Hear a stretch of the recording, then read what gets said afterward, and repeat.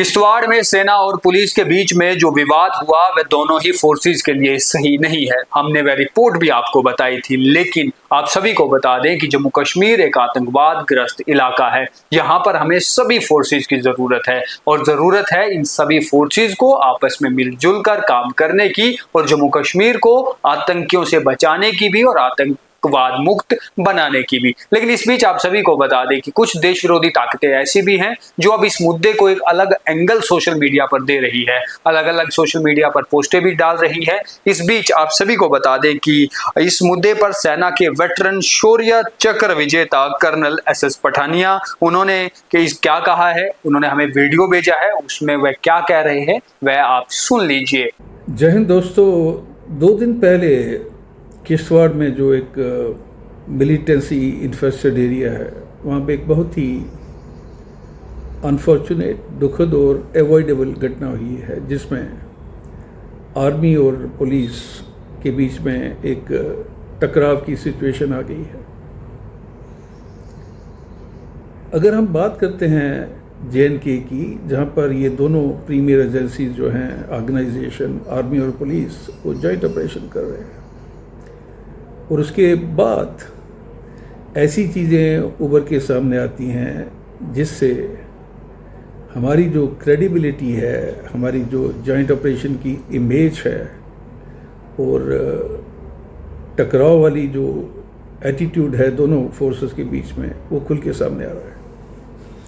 अभी ये घटना हुई थी जो मीडिया में रिपोर्ट किया गया है कि DC साहब बहादुर, जो एक बहुत बड़े राजा होते हैं ज़िले के, विच इज़ ए मिसनॉमर अगेन, क्योंकि DC जो है वो एक पब्लिक सर्वेंट है, टैक्स पेयर की मनी से वो अपना काम करता है, वो राजा नहीं है। ये ब्रिटिशर्स लेगेसी है।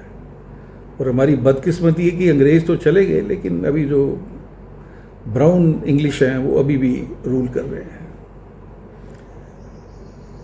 तो DC साहब की कार्रवाई आ रही थी।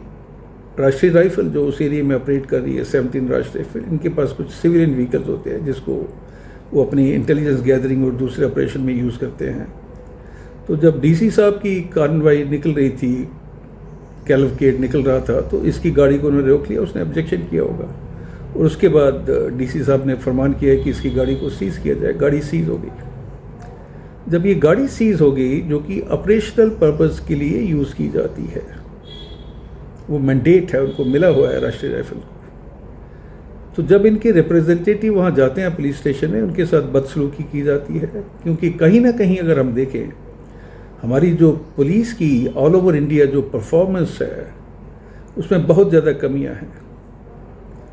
इनके जो सिपाही से लेके इंस्पेक्टर और ऊंचे ओहदे के लोग जो है वो पकड़े जाते हैं करोड़ों में, 100 300 करोड़, 500 करोड़ इनके पास पैसा निकलता है। और ये वो लोग हैं जो करप्शन में पूरी तरह से मुलविस है। ये एक ओपन सीक्रेट है, सबको पता है, पब्लिक डोमेन में है। तो जब ये वहाँ जाते हैं तो इनके साथ बदसलूकी की जाती है, इनके लिए गेट बंद कर दिया जाता है। और उसके बाद जो कमांडिंग अफसर हैं 17 RR के, जिनकी नौकरी तकरीबन 16-17 साल होगी, मैच्योर हैं, वो अपने अफसर्स या JCs को टास्क देते हैं। और जब वो दोबारा वहाँ पे जाते हैं तो दोबारा उनके साथ बदसलूकी की जाती है, इनके ऊपर गनें तानी जाती हैं और उसके बाद ये घटना अंजाम होती है। It's a matter of investigation. देखिए, मैं तो आपको एक साइड की स्टोरी सुना रहा हूँ। जब इन्वेस्टिगेशन होगी तो सारी चीज़ें खुल के सामने आ जाएंगी। तो ये चीज़ें कुछ हमें सिखाती हैं कि 2 प्रीमियम ऑर्गेनाइजेशन आपस में लड़ रहे हैं। और इसकी जो बेसिकली अगर हम बात करते हैं कि सर्विंग सोल्जर्स और वेटरन्स की जो सेल्फ रिस्पेक्ट है, डिग्निटी है, ऑनर है, उसको बचाने की जिम्मेवारी गवर्नमेंट की है। और गवर्नमेंट इसमें पूरी तरह से साइलेंट मोड में है। कोई भी ऐसी पॉलिसी नहीं इशू हो रही है जिससे ये पता चले कि गवर्नमेंट इसके बारे में सजग है या गवर्नमेंट इसका संज्ञान ले रही है। आए दिन ऐसी घटनाएं हो जाती हैं जहाँ पे ना सिर्फ वेटरन अफसर, JCOs, अदर रैंक, बल्कि सर्विंग सोल्जर के साथ भी पुलिस जो है बदसलूकी करती है। And they are doing it with impunity. कोई डर नहीं है, कोई अकाउंटेबिलिटी नहीं है। तो it's a very sad situation जो हमारी देश को भी पूरी तरह से क्रेडिबिलिटी को इरोड कर रही है। तो दोनों पक्ष के जो लोग हैं उनको बैठना पड़ेगा और ये राइवलरी वाली जो चीज़ है जो पुलिस के दिमाग में है कि उनको जहाँ भी मौका मिलता है वो आर्मी वालों को नीचा दिखाना चाहते हैं। This has to be curbed. इसके लिए दोनों ऑर्गेनाइजेशन को साथ बैठ के एक सिनर्जेटिक मोड में चीज़ों को आयरन आउट करना पड़ेगा, ताकि हमारी ये जो कमज़ोरी अभी लोगों के सामने उभर के सामने आ रही है, और पाकिस्तान तो इसको एक्सप्लॉइट करेगा, इसको हाईलाइट भी करेगा।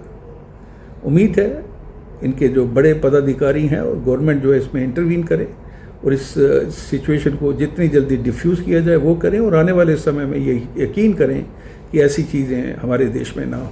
तो आपने सुन लिया कि कर्नल एस.एस. पठानिया का क्या इस पर कहना है, लेकिन कुछ ऐसे लोग हमारे बीच में हैं जो लगातार अलग अलग एंगल और अलग अलग टूल जो है इस मुद्दे को दे रहे हैं। तो आप सभी को जरूरत है इन सब डोंगियों से बचने की। बहरहाल आप इस पर क्या सोचते हैं कमेंट बॉक्स में लिखिए। फिलहाल के लिए इतना ही, धन्यवाद।